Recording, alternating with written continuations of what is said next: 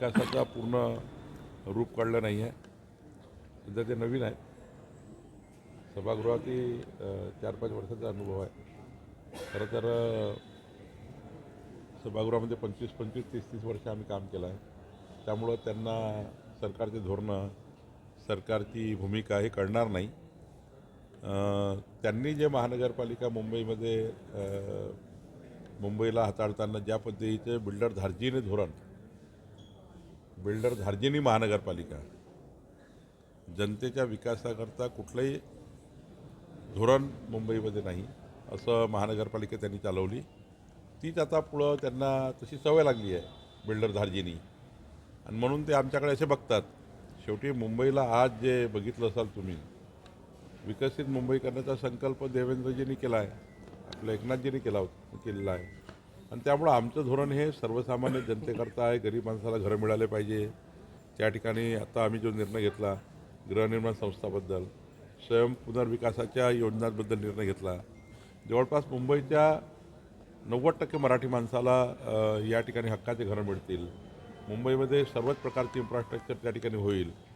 Railway, metro railway, coastal road आपण बघितलं असाल की मुंबईला चारी बाजूने जोडण्याचा, मुंबई उपनगराला जोडण्याचा जो आमचा प्रयत्न आहे तो मोठा आहे. त्यामुळं आमचं धोरण हे समाजाच्या शेवटच्या व्यक्तीच्या कल्याणाकरता आहे.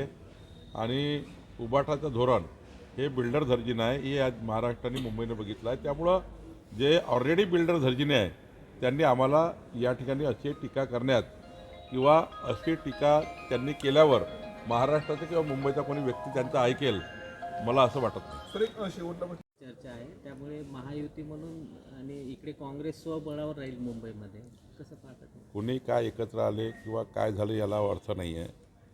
मुंबईची, महाराष्ट्राची जनता ही डबल इंजिन सरकारच्या विकसित धोरणाच्या मागे उभी आहे. माननीय पंतप्रधान नरेंद्र मोदीजी, माननीय देवेंद्र फडणवीसजी यांनी जो विकासाचा संकल्प केला या दोन्ही सरकारनी, आणि मुंबईच्या प्रत्येक जनतेला असं वाटतं की मुंबईला पुढचं विकसित मुंबई करण्याकरता ट्रिपल इंजिन जे देशाचं सरकार आहे, राज्याचं सरकार आहे, देवेंद्रजी मुख्यमंत्री आहे, एकनाथजी आहेत, ह्या सर्वांनी मिळून जर मुंबईला महापौर जर महायुतीचा आला तर मोठा लाभ केंद्राच्या, राज्याच्या दोन्ही सरकारचा मुंबईला होईल.